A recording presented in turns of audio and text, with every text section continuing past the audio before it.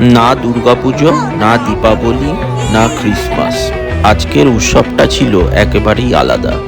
আজ ছিল এক লক্ষ্য পূরণের উৎসব, নিজের সঙ্গে নিজের জেতার। এই ঠান্ডা সকালে ঘুম ভেঙে উঠে পা চালিয়ে দেওয়া সেই লক্ষ্যটার দিকে, ম্যারাথনের দিকে। আজ কেউ 5 কিমি দৌড়েছে, কেউ 10 কিমি, কেউ বা 25 কিমি। দূরত্ব আলাদা হলেও সবার কাছে এই দৌড়টা ছিল নিজের একটা লক্ষ্যে পৌঁছে যাওয়ার গল্প। আর বেশি কথা বলবো না, শুধু নিজের এই অভিজ্ঞতার দৌড়ে আজ আপনাদের সঙ্গী করলাম।